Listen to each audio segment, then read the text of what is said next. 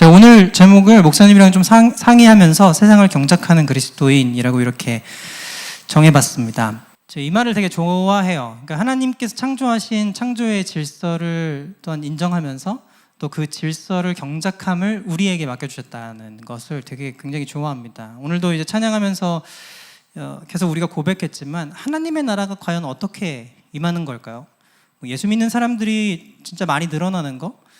아니면 어떤 초자연적인 어떤 기적들이 계속 행해지는 것?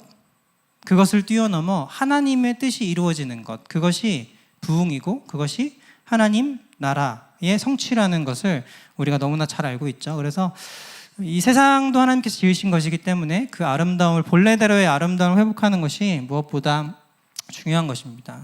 저를 일단 소개를 좀 할게요. 저는 홍사명이고요. 저희 아버지가 이제 40대에 부름을 받아서 이제 목회를 늦게 시작하셨고요. 그러니까 그 전에부터 이제 저를 낳으면서 이제 홍사명이라고 사명을 감당해라 해서 사명이라는 이름을 지어주셨죠. 저는 이제 컴퓨터공학을 전공했어요. 학부 때 컴퓨터공학 전공하고요. 이 컴퓨터공학 혹시 하시는 분들이 있는지 모르겠지만 너무 힘들더라고요. 그래가지고 이거는 내가 할 건 아닌 것 같다. 그래가지고 저는 이제 교육학으로 다시 학사를 하고 그다음에 신학 전공을 하고 그다음에 다 학부를 마치고 나서 이제 학사장교 가서 이제 목사님 만나게 되고 편곡이랑 앨범 디렉팅하고 주바락이라는 단체에서는 제가 한 14년 정도 있었는데 그 밴드 디렉터, 밴드 마스터 하고요. 그다음에 또 제가 매뉴얼을 만들었어요. 캠프하는 매뉴얼. 거의 한 2,500명, 2,300명씩 총 한 10에서 12차례 정도 방학 때마다 항상 했었죠. 예전에는 이제 막 그렇게 모이는 게 됐었는데 요즘에는 굉장히 많이 모이는 게 어려워졌지만 어쨌든 제가 있을 때 그런 여기 장면들입니다. 그다음에 소형 캠프 같은 것도 좀 많이 했었어요. 지역교회 저희가 딱 들어가면 그때도 이제 목사님이랑도 대전에 있으면서 송라이팅을 같이 했었거든요. 송라이팅을 좀 같이 하면서 좀 지역 내에 어떤 이런 유기적인 연결들이나 연합들을 만들어 가면서 어떤 컨텐츠들을, 이야기들을 어떤 기록하고 그 이야기들을 통해서 또 공동체의 고백으로 이렇게 만들어 나가는 과정들을 했었습니다. 이제 아카데미도 하고요. 연습실도 하고 과외도 하고 레슨도 하고 그래서 여러 가지 일들을 했었는데 제가 저를 부를 때 이렇게 장을 만드는 사람이라고 불러요. 운동장을 만드는 거죠. 11명, 22명의 플레이어들이 축구를 열심히 할 수 있는 그런 즐거운 운동장을 만드는 일이 저의 역할이라고 생각합니다. 그래서 뒤에 가서 여러 가지 얘기들을 하겠지만 저는 지금은 이제 도시 컨텐츠를 기획하고 또 문화 예술 컨텐츠를 기획하고 또 공간에 어떤 컨텐츠를 넣었을 때 그게 확장이 되는지, 그 경험들이 어떻게 영향을 미치는지, 또 이 사회에 필요한 서비스가 무엇이고 그 서비스를 제공했을 때 이제 발현되는 어떤 효과성은 무엇인지를 이제 발견해주고 계획을 짜서 그걸 실현하는 데까지 도와주는 사람의 역할들을 하고 있습니다. 오늘 먼저 이제 맨 처음에 이런 이야기들을 좀 같이 하면 좋을 것 같아요. 처음에는 좀 세상을 경작하는 그리스도인에 대한 제가 3가지 요점으로 좀 정리를 해봤는데 첫 번째는 무엇이냐면 창세기 1장 1절에 보시면 태초에 하나님이 천지를 창조하시니라, 만드셨어요. 그 뜻을 가지고 만드셨다라는 것을 우리가 믿고 알고 있기에 첫 번째는 모든 것은 그 뜻의 결과로 존재한다라는 거예요. 하나님께서 하나님의 뜻을 이루실 때 그 창조하신 본래의 목적대로 회복하고 지어져 가는 것, 다시 돌아가는 것이 중요하다라는 것이죠. 그 다음에 두 번째는 뭐냐면 그 질서의 간격들이 있는 거예요. 저마다 다 다양하지만 그 질서의 간격들은 분명히 존재한다. 그래서 여러분 이제 우주가 지어졌을 때 자전하고 공전하고, 저는 과학을 그렇게 좋아하진 않았지만 그런 것들이 있잖아요. 질서들이 있잖아요. 보이지 않는 질서들이 있습니다. 그것을 하나님께서는 다 창조하셨다라는 것이죠. 그 질서들이 질서다울 때 아름다울 수 있고 또 온전할 수 있다라는 것입니다. 그래서 우리가 이제 부활을 믿고 또 그 안에서 거듭남의 생활을, 그 거듭남의 인생을 지금 우리는 살아가고 있는데 결국은 인생이 유한하다고 생각하지만 그렇지 않아요. 영원함을 믿습니다. 우리가 이 인생의 영원함을 믿기 때문에 때로는 그 말씀 앞에 순종할 때 어떤 대가들을 치러낼 때가 있어요. 굉장히 많은 대가들을 치러낼 때도 있습니다. 그러나 그것이 영원한 하나님의 말씀이기 때문에 우리는 순종할 수 있다라는 것이죠. 두 번째는 무엇이냐면 결국은 이 질서들을 가꾸어 나가는 것들이 필요하다라는 거예요. 그것이 저는 이제 문화, 컬처럴이라는 단어에서 이제 가져왔어요. 가꾸고 경작하다. 창세기 1장 28절에 보시면 여러분들 잘 아시는 말씀입니다. 생육하고 번성해서 땅에 충만해라, 땅을 정복해라, 다스려라. 그런데 여러분 어떤 방식으로 다스리죠? 힘으로 다스리는 것이 아니라 하나님의 창조의 질서대로, 그리고 그분이 품으셨던 그 마음의 핵심대로 다스리고 이루어갈 때 생육하고 번성해서 땅에 충만한 하나님의 나라가 이루어진다라는 것입니다. 하나님의 나라는 여러분 어떻게 이루어질까요? 아까도 말씀드렸지만 예수 믿는 사람들이 많아진다고, 교회 숫자가 많아진다고 이루어지지 않는 것입니다. 그게 아니라, 그 물리적인 현상이 아니라 하나님의 뜻대로 살아가는 한 사람 한 사람, 오늘도 여러분이 예배하면서 고백했던 것처럼 그 말씀 앞에 순종함으로, 그 말씀 앞에 우리가 돌이킴으로, 또 그 말씀 앞에 온전한 삶으로 내어드릴 때 하나님의 나라는 이 땅 가운데 이루어집니다. 하나님의 오실 날을 여러분들 기대하십니까? 빨리 오셨으면 좋겠어요, 저는. 이 땅의 삶이 녹록지 않아서 이기보다 하나님의 나라의 사모함이 우리의 마음 가운데 있기 때문에 매일매일마다 하나님의 뜻이 이루어지길 바라는 그 소원함 때문에 비록 우리가 비루한 이 땅을 살고 있지만 산 소망 가운데 하나님의 나라를 기대하고 바라는 것이지요. 베드로의 고백입니다. 그래서 이렇게 경작하는 거예요. 우리가 하나님의 나라의 시민으로서 지금 깨어진 이 땅 가운데, 죄악으로 깨어진 이 땅 가운데 천국의 백성으로 하나님의 나라의 부왕으로서 하나님이 창조하신 질서가 이게 아니라 이거다라고 그 방향을 제시하면서 이 땅 가운데 하나하나 심겨가는 것, 하나하나 만들어가는 것이 우리의 사명이라는 것입니다. 그래서 여러분, 저는 그 페이스북이나 이제 인스타 청년들을 이제 저희가 대부분 이제 많이 맡아서 이제 설교도 많이 하고 친구들과 함께 이제 많은 시간들을 보내왔었는데, 이야기하는 건 그런 거였어요. 페이스북이나 인스타를 좀 많이 했으면 좋겠다. 목사님 어떻게 말씀하십니까? 맞나요? 저는 광장이라고 생각해요. 광장. 우리가 추구하는 라이프스타일, 우리가 추구하는 가치, 체계가 무엇인지 보여주는 것입니다. 가치 체계가 무엇인지 말하는 거예요. 단순히 그뿐만 아니라 내가 생활하고 있는 인스타나 페이스북을 통해서 내가 뭔가 동경하는 어떤 캐릭터처럼 보여지기 위해서 이거를 이제 하는 게 아니라, SNS를 활동을 하는 게 아니라 그냥 나의 일상의 하나의 표현, 광장으로서 사람들이 이것을 듣고 또 보고 경험할 수 있도록 우리가 여러 가지 방법으로 말할 수 있는 것이죠. 그래서 그렇게 말하는 거, 하나님의 가치 체계를 보여주는 것, 그것이 우리의 사명이라는 것입니다. 이런 표현으로 저희 그 문화공작소 이때 뒤에 이제 소개하겠지만 저희를 소개하는 분들이 있어요. 이제 저희를 이제 문화를 직조하는 사람들이다, 뭐 이렇게 표현해 주시더라고요. 근데 되게 그 표현이 되게 감사했습니다. 왜냐하면 제가 저는 목사고요, 뭐 목사로서 기업을 운영하고 있고요, 이런 얘기 전혀 하지 않았거든요. 전혀 하지 않았어요. 오해받기 싫었어요. 약간 오해받기 싫은 게 있어서 뭔가 어떤 수단을, 목적을 가지고 이 일을 하고 있는 것처럼 여겨지지 않았으면 좋겠어요. 이 일 자체가 나에게 부르신 가장 본질적인 일인데 그것이 오해받고 싶지 않았습니다. 근데 그런 어떤 제가 지향하고 있는 바를 이 외부 사람들이 읽어주실 때 세종시의 문화를 직조하는 사람들이다라는 표현을 딱 해주시는데 너무 반가웠어요.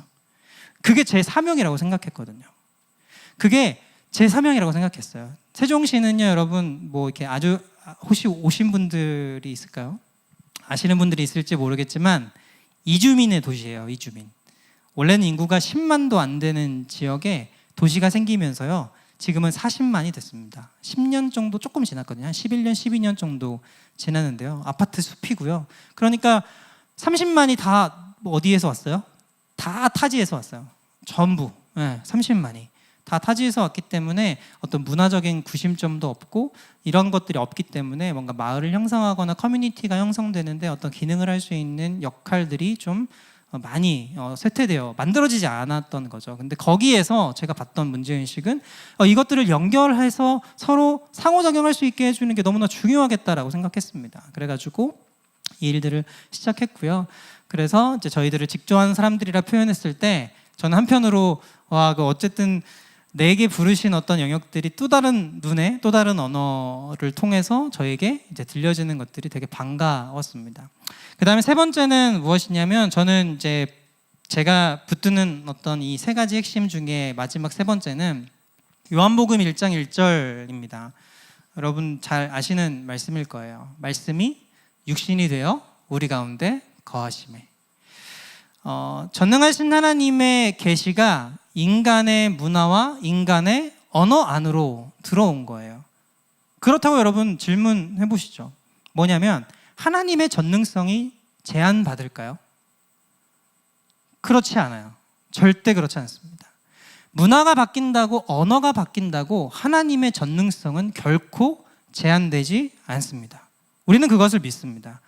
그렇기 때문에 하나님의 진리가 깨어진 곳에서 그 진리를 붙들고 어떠한 문화의 표현과 언어로 다가가느냐가 중요하다라는 것이죠. 저희에겐. 그 진리가 이 사람들에게 들려질 수 있게 하는 것, 그 필요에 합당하게 그 진리를 전달하는 방법은 질문할수록, 변화할수록 더욱 굳건해진다고 저는 믿습니다. 이것이 성육신, 말씀이 육신이 되어 우리 가운데 거하심에, 그 말씀이 깨어진 이 시대를 살아가는 우리 모두에게 살아가는 그 일상 가운데 말씀이 현실이 되어질 때 여러분 하나님의 뜻은 이 땅 가운데 이루어지고 하나님의 나라는 저와 여러분의 삶을 통해서 성취되어진다라는 사실을 여러분 기억하셨으면 좋겠습니다. 저는 예수님께서 막 이렇게 제자들을 부르시거나 어떤 사역을 하실 때 이게 너무 좋더라고요. 뭐냐면 사람마다 다르게 대하세요. 사람마다 캐릭터마다 좀 다르게 대하세요. 마르다와 마리아는 진짜 다르고요. 이 둘은 너무 다른 것 같아요. 베드로도 굉장히 다르죠. 베드로의 이야기가 되게 다이나믹하게 많이 나오는데 그 한 장면에서 제가 감동이 되었던 건 뭐냐면 베드로에게 그걸 말씀하십니다. 내가 너로 사람을 낚는 어부가 되게 하겠다. 그랬더니 베드로는 단번에 알아들었어. 저는 이 대화의 어떤 언어와 그 문화를 사용하는 것, 그 베드로를 이해함으로 그 사람에게 말씀하시는 하나님의 그 방법이 너무나 감동이 됐습니다. 그러니까 나를 아시니까 나에게도 그렇게 부르시지 않을까라고 기대하고 믿는 것이죠. 마르다에게는요 가르치세요. 부활을 가르칠 때, 나사로를 살리실 때 그 전에 부활에 대해서 말로 가르치십니다. 그런데 마리아는요 어떻게 하시냐면 아무 말도 하지 않고 같이 슬퍼하세요. 여러분 되게 재밌지 않아요? 마르다는 예수님이 오실 때 막 분주하게 무엇인가 준비합니다. 근데 마리아는 어떻게 보면 얌체처럼 옆에서 예수님의 말씀을 듣고 있죠. 근데 예수님께 책망하신 건 그것으로 족하다예요. 마르다의 그 행동 자체도 예배하는 방법이고요. 마리아의 그 행동도 예배하는 방법이었다라는 것입니다. 저는 사마리아 여인에게 예수님이 딱 오시면서 사마리아 여인의 그 이야기 아시죠? 진짜 어떻게 보면 사실적으로 보면 죄인 중에 죄인이잖아요. 근데 예수님은요 이 사마리아 여인에게 맨 처음 뭐라고 말씀하시냐면 물 한 잔 줄 수 없겠니? 라고 이야기하십니다. 죄인 중에 죄인이에요. 근데 그에게 물 한 잔을 권하면서 그 인생에 다가가신다라는 사실입니다. 제가 광명에서 사역할 때 저희 담임 목사님께서 과제로 주셨던 숙제가 있었어요. 그게 뭐였냐면 성경에서 쓰여지는 단어를 최대한 배제하고 설교 준비를 하라고 미션을 주셨어요. 가능합니까, 여러분? 가능할까요? 어떻게 했어요. 어떻게 진짜 한 달 걸렸나 봐요. 설교 하나를 준비하는데 한 달을 걸렸습니다. 저에게 익숙했던, 저는 이제 아버지가 목사님이시고요. 제가 되게 착하게 생겼잖아요. 그쵸? 그래서 집, 학교, 그다음에 교회 없었어요. 제 우주에는 없었어요. 그랬는데 이거를 다 만나는 사람도 뭐 권사님, 집사님, 교회 형, 뭐 누나, 동생들 막 이렇게밖에 없었어요. 근데 그 안에서 기독교인들만 이해하는 언어를 최대한 배제하고 진리를 전달해봐라 라는 과제가 주어졌을 때 저한테는 너무나 어려운 과제였는데, 이걸 하면서 뭐를 느꼈냐면, 단어를 바꾼다고? 이 의미를 전달하기 위해서 그 사람의 언어로 말하는 게 얼마나 중요한지와, 또 그렇게 바꾸어도 진리는 전달된다라는 사실을 깨닫게 됐습니다. 여러분, 하나님의 전능성은 결국 우리의 제한으로 제한되는 것이 아니라 오히려 우리의 문화와 역사 안으로 들어갈 때 이루어지고 성취될 수 있다는 사실을 우리는 기억해야 돼요. 경험해야 합니다. 어떻게 보면 요즘 팬데믹 시대를 지나면서 완전 문화가 엄청 전복이 됐어요. 진짜 많이 변했습니다. 근데 그 세대의 언어에 맞게 우리가 이 진리를 질문하고 다시금 어떻게 전달할 것인지를 생각하면서 그 한 지점 한 지점 만들어갈 때 하나님의 나라는 우리의 삶 가운데 구체적인 현상으로 우리가 볼 수 있고 또 기대할 수 있는 어떤 현상들로 나타난다고 저는 생각합니다. 혹시 이런 얘기 들어보셨습니까? 뭐 이제 하나님의 말씀을 뭐 네 맘대로 해석하냐 막 이렇게 하면서 내가복음이라는 말을 혹시 들어보셨습니까? 어떻게 생각하세요? 내가복음에 대해서 어떻게 생각하십니까, 여러분? 저는 여러분의 복음서가 쓰여져야 된다고 생각해요. 저는 여러분의 복음서가 쓰여져야 합니다. 마태, 마가, 누가, 요한의 시선으로 예수 그리스도의 그 공생애를 기록했던 것처럼 여러분의 시선으로 하나님의 말씀을 해석해 내 일상 가운데 현상이 되게 하는 것, 그것이 내가복음이라면 당연히 쓰여져야죠. 당연히 쓰여져야죠. 여러분은 어떻게 그 말씀을 쓰고 계십니까? 여러분을 통해서 하나님의 진리는 어떻게 이 땅 가운데 말해지고 있습니까? 내가복음을 여러분 다 쓰시길 바랍니다. 저도 저의 복음서를 지금 쓰고 있어요. 열심히 해석 이제 쓰고 있습니다. 뭐 가끔은 이제 좌충우돌하기도 하고 이걸 기록해야 되나 하나님이 모르셨으면 좋겠고 뭐 이럴 때도 있지만 써내려가고 있습니다. 여러분의 복음을 써내려가셨으면 좋겠어요. 여러분의 언어와 여러분의 일상대로. 요즘엔 이제 그 스몰 브랜딩의 시대라고 하죠. 개인의 어떤 캐릭터가 브랜드가 되고 서비스가 돼서 또 그걸 애호하는 사람들이 같이 몰입을 경험하고 그 어떤 몰입의 결과로 얻어진 컨텐츠가 또 다른 사람에게 전달돼서 소비되는 그런 시대가 됐어요. 더 개인화된 시대가 됐습니다. 그렇기 때문에 저는 이 복음의 언어가 다채로울수록 이제는 소비되고 누군가에게 효과적으로 전달될 수 있는 시대가 되었다. 그래서 여러분들의 어떤 내가복음이 너무너무나 필요한 시대다. 뭐 이렇게 말씀드리고 싶습니다.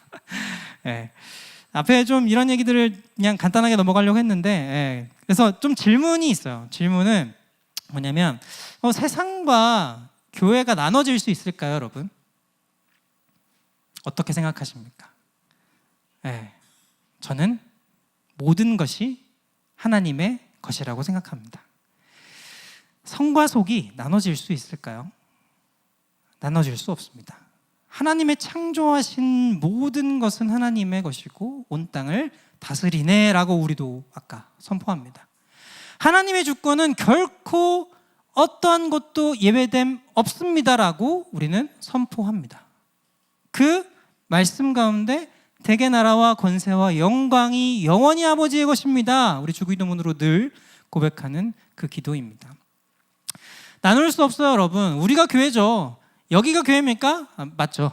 맞는데 그것만이 교회가 아니라 우리의 삶 전체가 교회이죠. 하나님의 나라이죠. 그것을 만들어가는 것이 하나님의 부르심이고 하나님께서 우리에게 맡겨주신 이 땅 가운데 삶의 사명이라는 것입니다. 결코 나누어서 생각할 수 없어요. 오히려 저는 이 주일에 여러분들이 만나서 나누는 이 모든 이야기들이 월화수목금토의 여러분들의 그 믿음의 싸움의 클라이막스가 되었으면 좋겠어요.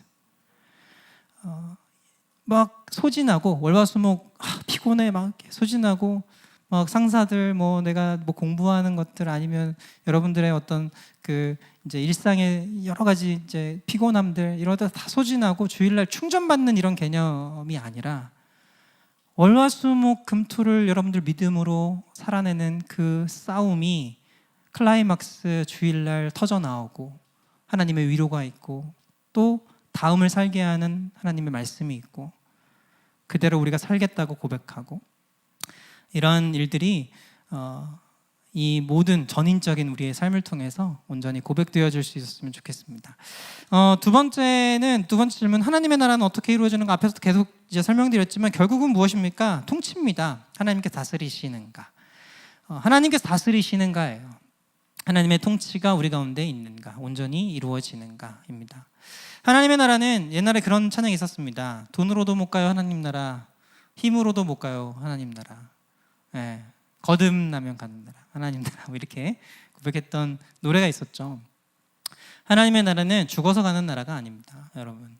물론 성경은 그것만 얘기하고 있지 않아요. 하나님의 나라는 너희 안에 있느니라 분명하게 말씀하십니다. 하나님의 통치 가운데 가난해지고 하나님의 말씀 가운데 이루어질 줄 믿고 결정하여서 내 삶을 그렇게 그 말씀 가운데 던져낼 때 그것이 곧 하나님의 나라다. 심령이 가난한 자에게 이루어지는 것 곧 천국이다라 말씀하셔요. 우리가 돌이키고 하나님의 말씀대로 나아갈 때 하나님의 나라는 이루어진다라는 것입니다. 그 다음에 마지막으로는 가장 첫째 되는 계명인데, 여러분 가장 첫 번째 되는 계명이 무엇입니까? 알고 계시죠? 아시는데, 그렇죠? 마음과 뜻과 힘 다해서 하나님을 사랑해라. 그런데 중요한 게 있습니다. 바로 이 두 번째예요. 둘째도 이와 같은데예요. 둘째도 이와 같은데 내 이웃을 내 몸과 같이 사랑해라 라고 말씀하십니다. 저는 이 부분에서 굉장히 큰 책임감을 느꼈어요. 사실 뭐 이제 제가 이제 사업을 하고 있잖아요. 어떻게 보면 사업가, 대표이사로 있지만 저는 이 사업이 사업이라고 생각하지 않고 저에게 맡겨주신 사역이라고 생각합니다. 그렇게 생각하고 하고 있어요. 왜냐하면 둘째도 이와 같기 때문에 그래요. 하나님께서 우리에게 이웃들을 이렇게 우리 사회에 두셨죠. 근데 여러분도 다 인정하시지만 이 사회는 하나님의 창조하신 그 질서 가운데 우리의 죄악으로 인해서 깨어진 그 질서의 패턴을 가지고 있습니다. 근데 그 패턴을 보고 바로 잡을 수 있는 것은 오늘 부름받은 하나님의 전능하신 하나님의 천지를 창조하신 하나님의 그 권위와 왕대심을 인정하는 우리 각 사람을 통해서 이 땅 가운데 이루어진다라는 사실을 저는 믿습니다. 여러분, 이것이 가장 첫째 되는 계명이라는 것이죠. 그래서 제가 하는 여러 가지 사업들이나 이런 것들이 이 핵심으로 되어 있어요. 좀 앞에 서론이 생각보다 좀 길었습니다. 10분 내에 끝내고 싶었는데 한 15분 정도 걸렸는데요. 그 뒤에 제가 두 가지 이야기를 할 거예요. 뭐냐면 문화공작소라는 회사의 이야기와 또 어반라운지라는 회사의 이야기, 이 두 가지를 말씀드릴 겁니다. 근데 이 두 가지는 제가 지금 바라보고 있는 세상을 경작하는 그리스도인으로서, 제가 목사가 아니라 그냥 한 사람의 성도로서 내가 어떻게 살아야 될까, 나에게 부르신 영역은 무엇일까를 고민하고 그 영역에서 부르신 것을 어떻게 하면 살아낼 수 있을까, 내가 믿는 그 가치 체계를 어떻게 하면 이 회사 안에 또 우리가 하는 이 일들에 이루어지게 할 수 있을까를 고민하면서 했다라는 것을 기억하시면서 조금 접근해 주시면 좋을 것 같습니다. 그리고 아마 이 뒤에는 제가 뭐 기도하거나 이런 게 아니라 질문을 받고 이렇게 응답하는 시간인데, 사실 그 시간을 저는 조금 더 갖고 싶은데 말이 많았어요. 죄송해요. 네, 저희는 이제 두 가지 회사를 운영하고 있다고 말씀드렸어요. 문화공작소라는 회사랑 이제 어반라운지라는 회사인데, 키는 이겁니다. 문화공작소는 문화고요. 그다음에 어반라운지는 라운지입니다. 라운지. 이 두 가지는 조금 이따 조금 더 설명드릴게요. 첫 번째는 이제 문화공작소부터 설명드릴 건데, 아까 딱 그거예요. 컬추라. 경작하는 거예요. 신도심이니까 되게 다양한 사람들이 모이잖아요. 근데 이제 도시의 어떤 역사가 없다 보니까 그냥 깔끔하고 좋고 편하다, 뭐 인프라 좋고 뭐 이런 건 있는데 뭐가 없어요? 문화적인 어떤 전통적인 역사적인 이런 축적된 자산들이 전혀 없어요. 그냥 다 만들어지는 거예요. 그러니까 그 정보의 편차가 엄청 심하고요. 잘 되는 데는 잘 되고 또 안 되는 데는 안 돼요. 정보가 이게 교류가 없으니까 구심점도 없고 다 만들어지다 보니까 도시마다 이게 동마다 너무 색깔들도 다르고 막 이러니까 뭐를 저희 문제인식으로 생각했냐면 이 사람들이 분명히 가지고 있는 이야기들이 있을 텐데 찾을 수가 없는 거예요. 기록된 것도 없고. 그래서 저희가 이거를 기록해야겠다라고 생각했어요.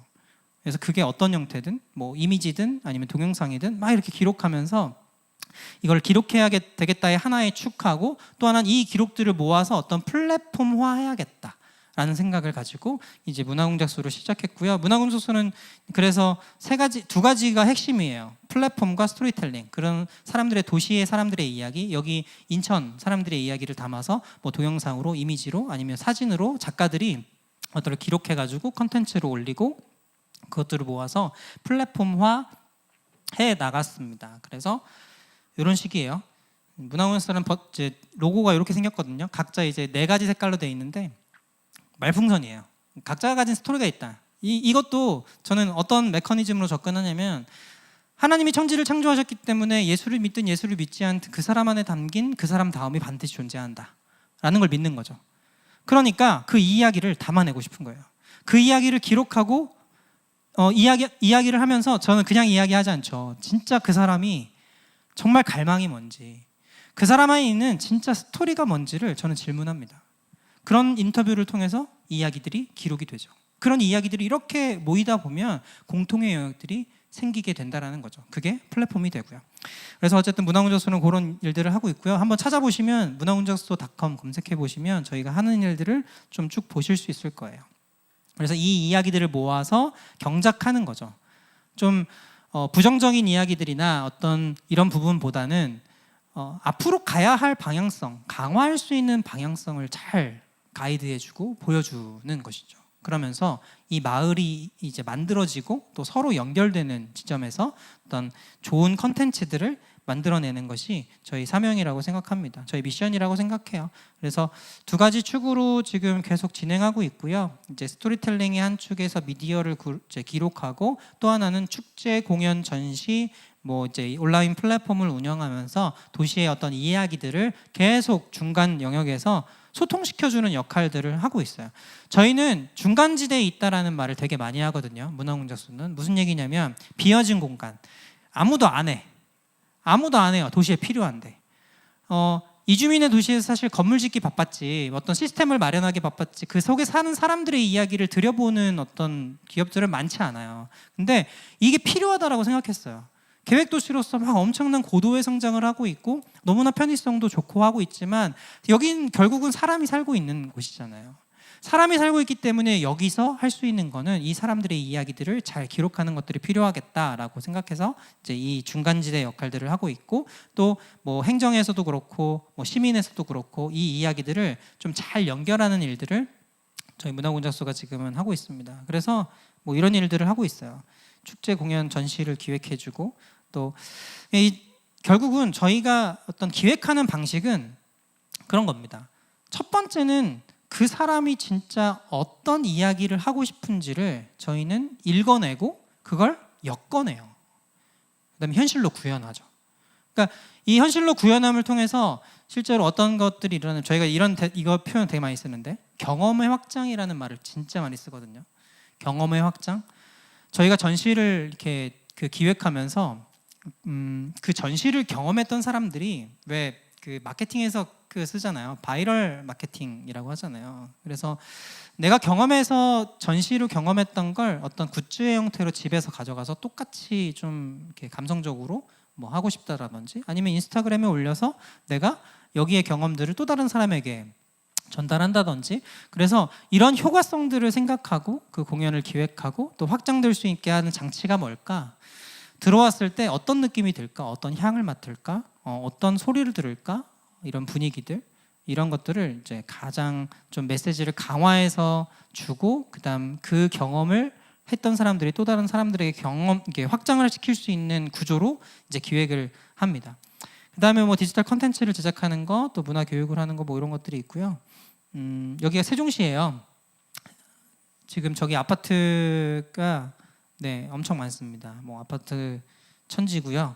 예, 뭐 거기 안에 뭐 세종호수공원이랑 뭐 국립세종수목원이랑 있는데 뭐 이런 것들을 하고 있고요. 저희가 하고 있는 거는 아까 말씀하셨던 뭐 동일한 부분이어서 넘어가도록 할게요. 이 사무실인데 저희 이때가 가장 직원들이 많았을 때 여기 이때가 14명인가? 임원 빼고 한 14명인가? 그랬던 것 같아요. 작년 초에 14명 정도 됐었고요. 저희 18년도에 사업을 시작해서 네, 지금은 11명 청년들 다 청년이에요. 저만 빼고 청년입니다.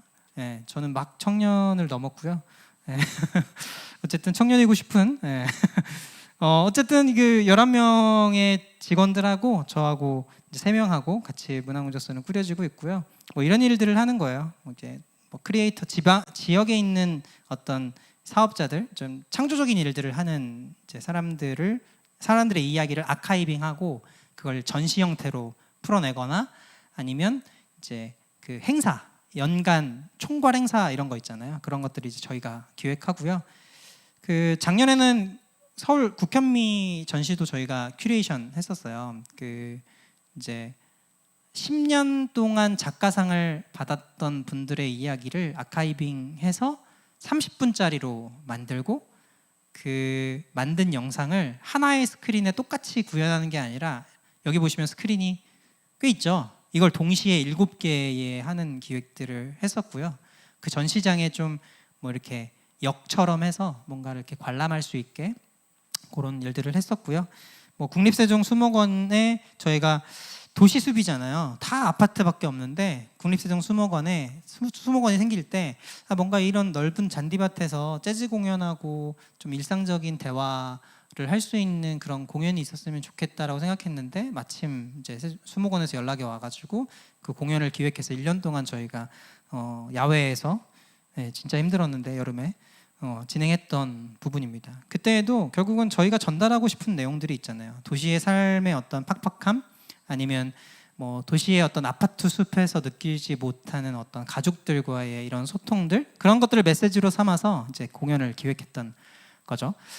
그런 것들이 있고 뭐 공연이랑 뭐 이런 것들 또 그 원래 그 세종 지역에서 원도심이 있어요. 도시가 엄청 크잖아요. 지금 여기도 보면 이제 인천에도 원도심과 뭐 신도심 이렇게 되잖아요. 신도심이 생기면 아무래도 원도심에서는 사람들이 빠져나갈 수밖에 없고 컨텐츠가 이제 빈 공간이 생길 수밖에 없죠. 근데 세종은 이게 극심해요.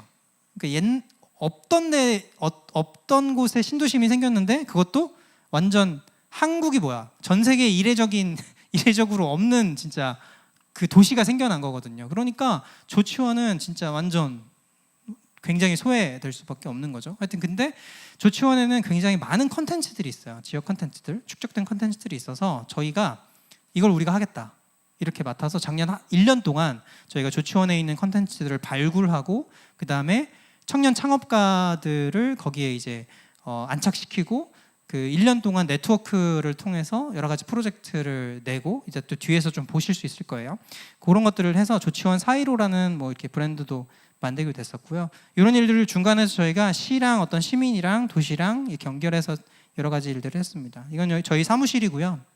저희 사무실은 40평 되는 공간인데 뭐 이제 네 어떻게 진짜 너무나 감사하게 네, 이제 매입을 했어요.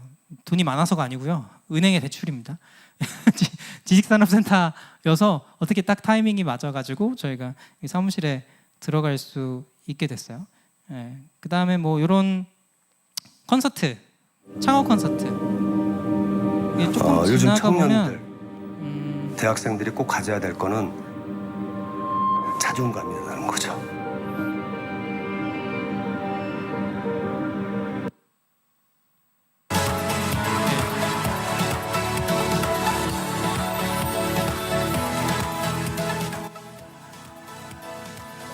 저희가 이 창업 콘서트를 할 때 이제 청년들에게 필요한 게 뭘까 이렇게 생각이 들어가지고 이제 세 분의 강사 이제 한 분은 좀 이게 사고로 좀 저기 했지만 이제 두 분은 누구냐면 ADHD 히즈빈스 커피를 운영하시는 대표님 하고요. 엔스페이스 정수현 대표라고 지금도 아마 세종시의 유휴 공간을 제가 작년에 알고 있는 건 8개, 9개를 관리하시고 지금은 아마 베트남인가 동남아 쪽 그 공간 사업으로 지금 계속 이제 이걸 하고 있는데 이분은 어떤 철학이 있냐면 모든 토지는 하나님의 것이다라는 생각을 가지고 이분도 그거예요. 경작하는 거. 그럼 어떻게 하면 이걸 이 부동산에 좀 편향되어 있는 지금 한국 사회에서 어떻게 하면 공간을 좀 잘 사용할 수 있을까? 어떻게 하면 이 시민들에게 이걸 돌려줄 수 있을까를 고민하면서 지금 엔스페이스 클라우드 뭐 무슨 클라우드죠? 스페이스 클라우드. 네. 스페이스 클라우드를 운영하고 지금은 서울시의 유휴 공간 8개인가 9개인가를 운영하면서 청년들의 공간으로 활용하는 그 기획자로 있습니다. 어쨌든 이런 콘서트들을 세종시에 있는 청년들에게 좀 소개해주고 싶었어요.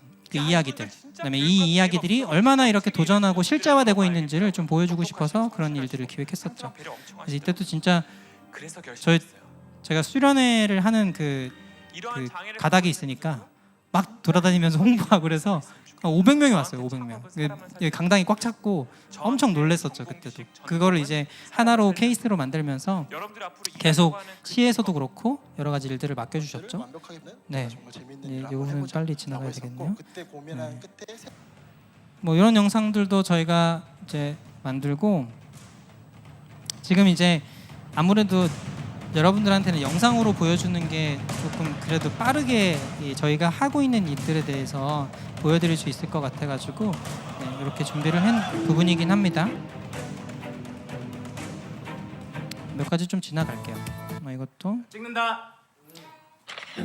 어떤 길을 멈추고 인스타도 멈추고 내 카메라를 꺼내. 조금 더 한 번 더 보고 또 제가 이 안에 담기는 어떤 이야기들을 좀 할게요. 뭐 이런 것도 만들었고요. 이거는 소방관들 국가직 전환될 때 그때 저희가 지역공원 영상으로 만들었던 거예요. 근데 이때도 저희가 시나리오를 써서 가져가긴 했지만 여기 소방본부의 그 홍보팀장님께서 굉장히 특이하신 분이었어요. 그래서 저희가 이거 영상을 만들어드리고 싶다 이렇게 했더니 훈련 스케줄을 저희 그 촬영 스케줄로 다 맞춰주셔가지고 지금 기동부터 뭐 이런 하강 훈련, 뭐 이제 심폐소생 훈련 뭐 이런 것들을 다 저희 스케줄에 맞추어서 해주셨어요. 그러면서 지금까지도 소방본부랑은 계속 어떤 영상을 기획하거나 지역에 필요한 어떤 홍보물들을 만들 때 저희랑 같이 작업을 하고 있습니다. 이제 이런 것들이 이제 저희가 계속 했던 사업들이고요. 이제 이런 걸 하면서 느꼈던 지점은 무엇이냐면 저희가 이게 돈이 되냐 안 되냐의 그 메커니즘이 아니라 이 사회에 필요하냐 이 메커니즘으로 접근했던 게 일단 우선순위였습니다. 관리는 해야죠. 인력들이 있고 직원들이 있기 때문에 관리는 하지만 가장 먼저는 이 사회에 필요한 거냐, 지금 우리 문화 안에 이 도시 안에 필요한 거냐, 그리고 내가 그걸 어떻게 개선할 수 있을까, 이런 거예요. 이런 접근으로 했기 때문에 지금 가능한 영역들이었던 거고요.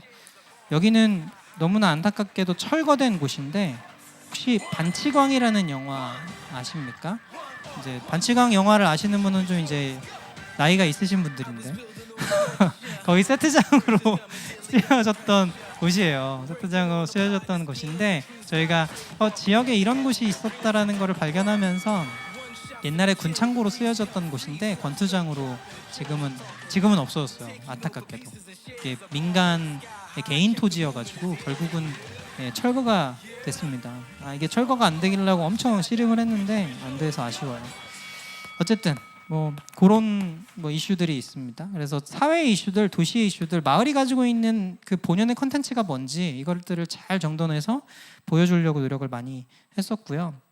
그다음에 이제 아마 찾아보시면 있겠지만 세종플레이라는 지역 커뮤니티 플랫폼, 뭐 사실 경기 지역에는 별로 이게 숫자가 그렇게 크진 않지만 1.4만 명 지금 인스타 팔로워를 가지고 있어요. 어떤 마케팅 툴도 사용하지 않았고 계속 그냥 저희가 컨텐츠를 잘 기록하는 것으로 해서 이렇게 이제 커뮤니티 플랫폼으로 이제 만들었고, 저희가 문제인식이 제가 잘 가던 어떤 국수집이 있었는데 청년 부부가 하는 국수집이었어요. 너무 잘 하거든요. 근데 얼마 안 돼서 문을 닫더라고요. 이게 보면서 이것들을 좀 잘 알리는 방법이 필요하겠다, 도시에. 뭐 이런 생각들을 했습니다. 그래서 제가 커뮤니티 플랫폼을 만들어서 그런 컨텐츠들을 계속 제작하게 됐어요. 그다음에 코로나에 딱 되면서 제가 이제 음악을 좀 오래 했잖아요. 아까도 뭐 이렇게 주바라기에서 뭐 밴드 마스터도 하고 계속 리더도 하고 했었습니다. 근데 문화예술인들이 거의 공연하고 대중과 만날 수 있는 기회들을 다 잃었었어요. 그래서 제가 이제 저희 팀들하고 생각했을 때 이 사람들의 무대를 좀 디지털로 옮기자. 그래서 이 컨텐츠를 디지털로 기록하고 또 디지털 그 플랫폼 안에서 이런 것들이 좀 소통될 수 있게끔 하자 해서 프로젝트 LUT라는 채널을 만들어서 컨텐츠를 기록하고 또 사람들하고 좀 소통할 수 있는 기회를 마련하게 됐고, 그래서 이걸 통해서 작가들이 저희가 한 40여 명을 모으게 됐고요. 이분들이 전시회도 같이 이제 한 3분, 4분이 이제 전시회를 같이 저희가 진행하기도 하고 또 저희 직원으로 채용하기도 하고, 지금 어반라운지라는 그 공간의 그 치프 매니저가 이 사진 작가 중에 한 사람이 됐고요. 이런 연결들을 저희가 이제 하게 됐다라는 거죠. 이제 사진도 이런 식으로 이분이 어디 나왔었는데 대전에서 저희가 컨텐츠 찍을 때 김소연인가 누구지? 하여튼 목소리 되게 보컬 특이했는데 그 다음에 저희랑 이거 찍고 나서 오디션 프로그램 나가서 2등 했어요. 그래가지고 좀 더 작업을 하는 건데 막 이렇게 생각을 쓰긴 했는데 어쨌든 뭐 이런 것들 하고 있고요. 이제 예술고 애들이랑 저희가 이제 문화예술을 다루고 있다 보니까 이 친구들한테 좀 뭔가 공시성 있는 어떤 공연을 좀 해주고 싶다 싶어가지고 저희가 장학금을 주려고 갔는데 학교에서 오히려 장학금은 사실 우리 아이들이 필요 없고 이런 계기를 마련해 주시면 좋겠습니다 해가지고 이런 공연을 했는데, 공연이 이제 실외에서 엄청 이제 그 반대를 무릅쓰고 피아노도 저희가 업라이트 피아노를 잔디밭에다가 갖다 놨어요. 렌트해가지고. 예, 그랜드를 하고 싶었는데 너무 비싸서 아무튼 그렇게 했습니다. 이제 이런 어떤 공연을 좀 일상과 가깝게 또 사람들과 가깝게 공연하는 부분을 이제 만들어주는 거죠. 사실 공연이라고 하면 이렇게 무대가 있고 이 관중석이 이렇게 있고 뭐 이런 식의 구조잖아요. 근데 그게 아니라 뭔가 좀 소통할 수 있는 구조를 만들고 싶다 해서 이렇게 했었고, 이 공모전에서 되게 인상 깊었던 게 예고에 있는 그 이제 학생들 중에 ADHD 증상이 있는 친구가 있었어요. 그림 그리는 친구였는데, 근데 그 그림 그리는 친구도 이제 이 공모전에 당선이 돼서 그 10명 중에 한 명이었는데 어떤 프로젝트를 했냐면 그 그림의 작가의 그 작품이 한 10몇 점이 돼요. 근데 그 스토리텔링을 가지고 사진작가 5명이 붙었어요. 사진작가 5명이 붙어서 그 스토리텔링의 그 구간마다 그 작가들이 해석한 사진들을 같이 전시하는 형태. 그래서 가운데는 그 ADHD 그 아이의 작품이 전시되고 그 주변으로는 돌아가면서 작가들의 작품들이 이렇게 전시를 했었죠. 뭐 이런 것들도 있고요. 이제 조치원 시장이 뭐 전국에서 뭐 규모가 세 번째라고 하는데 이제 그런 컨텐츠들을 저희가 좀 맛깔나게 시내급 장비로 이렇게 찍어서 컨텐츠로 기록하는 것들이었었고요. 이거는 수목원. 네. 수목원을 저녁에 전시했던 거. 아까 말씀드린 게 이겁니다. 포인트 오브 뷰라는 시선에 대한 이야기였는데, 이것도 이제 저희가 설계했을 때 5.1 채널로 공간을 설계했어요. 그래서 돌아가면서 좀 다른 밸런스로 음악이 들리게, 그 다음에 그 밸런스마다 주는 주제들이 있어요. 섹션마다. 그래서 그 주제들을 다르게 하고 저렇게 이제 매핑을 해가지고 미디어 아트도 같이 구현하고, 들어왔을 때는 안 보이는데 나갈 때는 보여요. 되게 어둡기 때문에 들어갔을 때는 통로에 뭐 작품이 원래 있었거든요. 근데 안 보여. 근데 나올 때는 어두운 곳에서 나오니까 아까 방금 비쳤던 그 작품이 보이게 되는 거죠. 그 그림이 그 이제 ADHD 그 증상이 있는 친구의 그림입니다. 그걸 중심에 놓고 저희가 이제 전시회를 기획했던 거죠. 저희 사무실이고요. 이제 저희 지금 뭐 계속 바쁘게 돌아가고 있는데, 지금은 약간 사무실의 개념을 좀 일상과 가깝게 하고 싶다 해서 지금은 재택근무, 자유근로 뭐 이렇게 계속 주고받고 하고 있습니다. 이때는 그냥 다 출근하는 구조였는데 지금은 약간 좀 과도기적인 이런 변화에 좀 시점이 있고요. 뭐 이런 건 좀 지나가겠습니다. 이거는 아까 말씀드렸던 조치원의 컨텐츠들을 발굴하고 그 사람들, 작가들 만나고 하면서 했던 뭐 프로젝트들을 1년 동안의 기록을 그냥 쭉 모아놓은 거예요. 저희가 그 옛날 건물들을 리폼해서 전시회를 작년만 12번을 했어요. 12번의 그 작가들, 12명의 작가들하고 새로 만들어지는 공간마다 다 전시회를 했어요. 네. 그래서 어떤 도시의 이미지나 좀 색채를 입히는 이런 작업들을 좀 여러 방면으로 저희가 좀 진행을 했던 부분이고, 네, 이거는 네, 좀 지나가겠습니다. 요거는 이제 전신 그 공연인데 공연을 다큐 형태로 한 3개월 동안 진행했던 건데 자신의 음악 세계에 대한 어떤 스토리텔링, 여러분 그 지금 아마 알고 있기로는 송라이팅을 하고 계신 걸로 알고 있는데 결국은 그 여러 굉장히 긴 스토리 라인을 하나의 어떤 음악으로 표현해내는 과정, 이 과정을 어떠한 방식으로 이제 표출을 해줄까 싶어서 이런 다큐멘터리와 엽서도 만들고요. 보통 보면 그냥 공연장에 가면은 공연이 시작되잖아요. 그게 아니고 로비에서 들어가면서부터 향과 또 그 이 사람들이 좋아하는 어떤 가구, 작업실 이런 걸 연상하는 어떤 전시 형태로 로비를 전부 꾸미고요. 지금도 요 컨셉의 하나입니다. 그 컨셉을 이렇게 세팅해가지고 저희가 공연장에 만들어 놓고 이런 것들을 했었어요. 이거는 디제잉인데 제 음악 스타일은 아닙니다.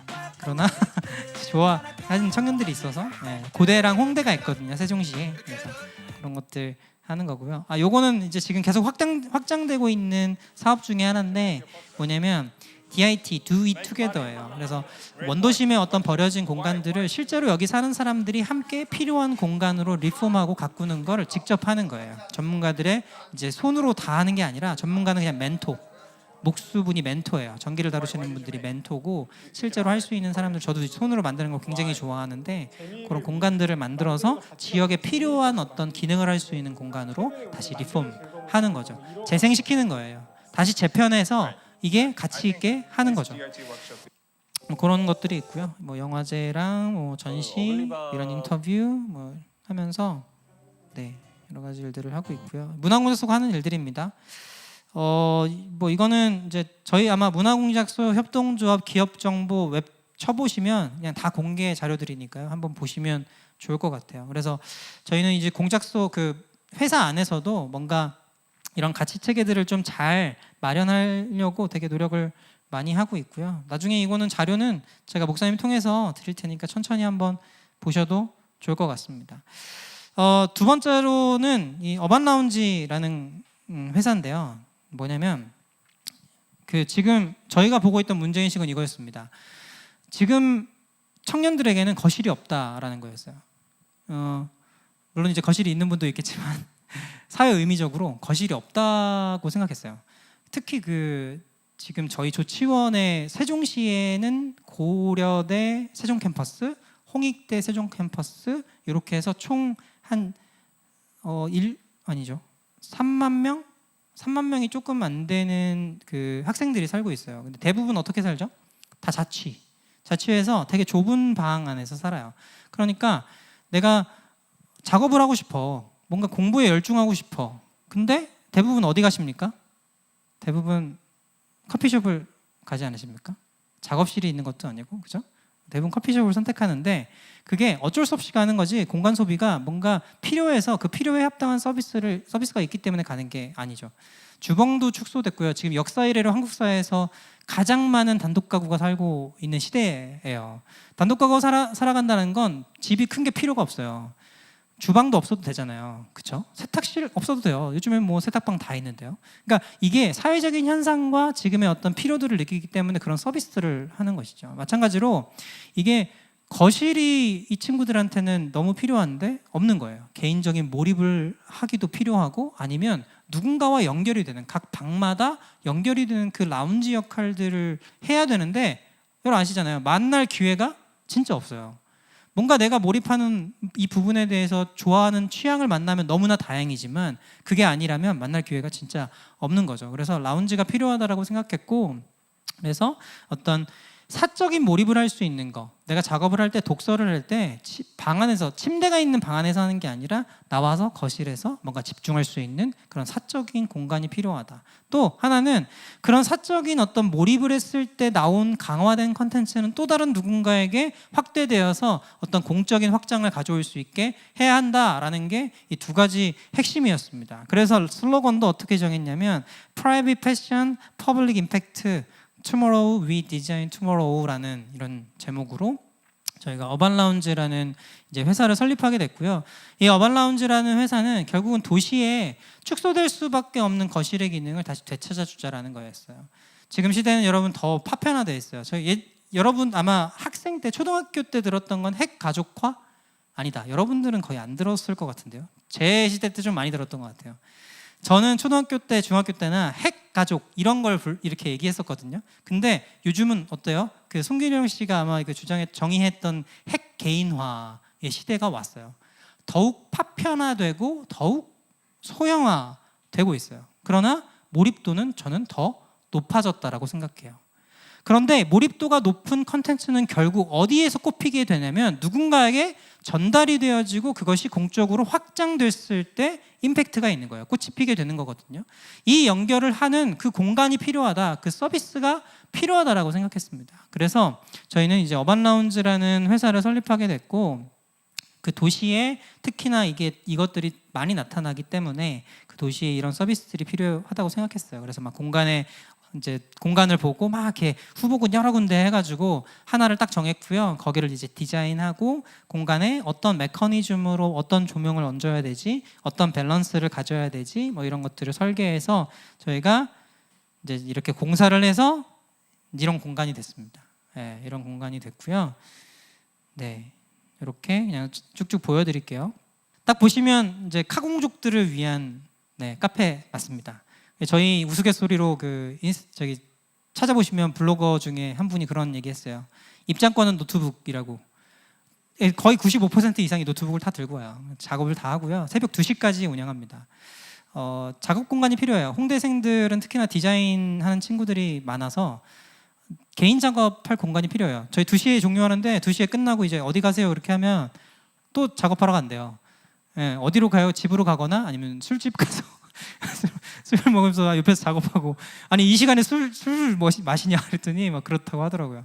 어쨌든 그러면서 이제 홍대생들과 라포를 형성하고 진짜 이 친구들한테 필요한 게 뭘까? 그러면서 이제 두 번째 프로젝트로 이제 지금 이 건물의 옥상을 지금 만들려고 해요. 여기서 만났던 친구들하고.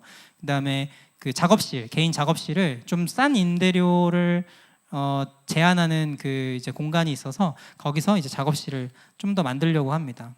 어쨌든 이런 식의 분위기를 지금 연출하고 있고요. 여기 이제 이 사진들도 다 그 아까 만났던 그때 만났던 그 작가들을 하고 프로젝트 진행하고 있고, 여기 이때가 새벽 1시 반입니다. 거의 새벽 1시 반까지 이제 방학 기간인데 방학하셨죠? 대부분 시험 끝나셨죠? 네, 근데 저희 뭐 아직까지도 1시까지는 사람들이 많아요. 거의 뭐 안 가는 친구들도 있더라고요. 방학해도 집으로. 그래서 이런 분위기의 카페고요. 제가 또 음악을 많이 했기 때문에 음악 선곡에 굉장히 신경 쓰고 있고 무드를 조성하는 게 되게 중요하다고 생각했어요. 그리고 여름에 저희가 전시회를 준비하고 있는데 강우라는 주제로 저희가 사진 작가하고 미디어 아트 작가하고 해서 이 어두운 공간에 이제 밑에는 스모그가 깔릴 거예요. 드라이 아이스로 스모그가 깔리고 위에는 비가 떨어질 거예요. 천장에는, 콘크리트 천장에는. 이게 무슨 얘기냐면 여기가 하늘이고요, 여기가 땅이 되는 거죠. 그런 역전의 어떤 전시하고, 그 다음에 그 비와 관련된 전시품들, 또 옥상에 이제 그게 마련이 되면 같이 이제 콜라보를 해서 그 장마 시즌에 이런 전시들을 지금 준비하고 있습니다. 이것도 홍대생들하고 저희 직원들하고 같이 설계해서 하고 있습니다. 아마 이제 어떤 예산으로 하지라고 생각하실 수 있는데 나중에 알려드릴게요. 이런 이제 이런 모임들도 지금 하고 있어요. 저희가 지금 가지고 있었던 어떤 도시의 공간에 대한 이슈를 가지고 저희가 그 건축학과 그 다음에 뭐 이제 서비스 디자인 하는 친구들 또 이거에 관심 있는 친구들이 모여서 어떤 공간을 우리가 어떻게 만들어야 되냐, 공적인 공간들을 그러면 어떤 의미로 접근해야 되냐를 저희가 이제 건축학과 교수님들도 모시고 이렇게 하고 있고요. 거의 그다음에 이런 프로젝트도 하고 있습니다. 그 프로젝트의 일환이에요. 여기도 되게 오래된 건물이거든요. 60 몇 년에 지어진 건물을 어떤 분이 리모델링을 해서 게스트하우스랑 카페를 운영하시는 분이에요. 그래서 그 공간에 가서 이제 전체 도시를 둘러보고 이런 식으로 시도하는 사람들, 주제가 라이프 스타일러거든요. 결국은 우리가 추구하는 가치 체계들을 이 마을에서 살아가고 있는 사람들의 이야기들을 노출시켜주는 거죠. 노출시켜주고 실제로 그 다음 스텝을 우리 한번 이 프로젝트 같이 해보자라고 해서 이제 그 프로젝트를 시도하고요. 거기에 어떤 그 중간지대의 역할들을 저희가 지금 계속 해주고 있는 거예요. 이분은 도예가고 뭐 여기는 고고학을 전공하는 친구들인데 마을에 박물관을 만들고 있는 친구들이에요. 그래서 이런 프로젝트를 하고 있습니다. 이게 어반라운지고요. 그래서 어반라운지는 뭐 스테이랑 뭐 크리에이티브 룸, 뭐 이제 북스토어, 라이브러리, 뭐 스튜디오 지금 계속 확장되고 있는데 지금 두 번째 프로젝트는 신도심에 지금 시작하고 준비하고 있고요. 그래서 다양한 방향으로 이제 확장되고 있습니다. 제가 여러분에게 드리고 싶은 뭐 질문은 두 가지예요. 두 가지. 뭐 이따가 한번 좀 생각해 보실 수 있었으면 좋겠는데 당신의 예배는 언제 어디에서 이루어지는가를 생각해 보셨으면 좋겠습니다. 사마리아 여인의 그 질문 중에 예수님께 하는 질문 중에 그거였어요. 어디서 예배해야 됩니까? 어떤 사람은 뭐 그리심산에서 해야 되고 어떤 사람은 저기서 해야 된다 뭐 이렇게 얘기를 하는데 과연 어디서 예배해야 됩니까? 라고 예수님께 물었었거든요. 근데 예수님께서 뭐라고 말씀하시냐면 여기서도 저기서도 말고 지금 바로 이곳에 라고 말씀하세요. Here and now. 여러분이 예배드리는 장소는 교회, 여기 장소적인 교회뿐만 아니라 나의 삶의 그 모든 공간 부르신 곳에서 예배할 수 있어야 됨을 여러분 알아요. 근데 과연 여러분은 언제 어디서 예배드려야 되는지 한번 좀 잘 생각해 보실 수 있었으면 좋겠습니다. 구체적으로 생각해 보실 수 있었으면 좋겠어요. 두 번째는 하나님의 다스리심이 필요한 곳이 과연 어디인지 곰곰이 생각해 보시면 좋을 것 같습니다. 저는 제가 믿던 안전한 사회가 아니었어요. 그걸 깨닫게 됐어요. 이 깨어진 질서가 너무 많구나. 이 깨어진 질서 가운데 다치고 아파하는 사람들이 너무 많구나라는 것들을 깨달았어요. 뭐 단편적으로 저희가 지금 아까 뭐 문화공작소랑 이런 이야기에서 보시면 저는 청년들이 거실이 없는 거, 청년들이 몰입할 수 있는 자기의 감성과 욕구를 충족할 수 있는 곳이 없다라는 사실이 너무나 마음이 아프더라고요. 이게 있었을 때 이 사람들이 뿜어내는 에너지와 이 도시의 창조적인 일들이 얼마나 많을까라는 기대감이 생겼어요. 저한테는 그랬어요. 그게 저한테는 부르심이었어요. 문화공작소도 마찬가지입니다. 도시에 이렇게 삐까번쩍하고 고도화된 도시가 있을까라고 생각하면서도 사람 냄새가 없는 거예요. 기록된 이야기도 축적된 이야기도 전혀 없는 거죠. 그래서 그들의 라이프 스타일이 보이지 않아. 그러면 이거를 어떻게 하면 잘 가이드하고 경작해서 좀 이 사람들에게 돌려줄 수 있을까를 고민했던 것 같습니다. 여러분은 어떠세요? 하나님의 다스리심이 필요한 곳이 어디라고 생각하십니까? 여러분의 이웃은 어디에 있고 그 이웃의 필요는 과연 무엇입니까? 우리가 진리로 믿는 이 진리는, 우리가 믿는 이 빛은 과연 어디에 필요한 걸까요? 하나님은 생육하고 번성해서 땅에 충만하라 하셨는데 그곳이 과연 어디일까요? 여러분 이 두 가지를 한번 생각해 보시면서 한번 진지하게 뭐 소그룹 하실 때든 이렇게 해서 구체적으로 한번 적어 내려가 보시면 좋을 것 같습니다.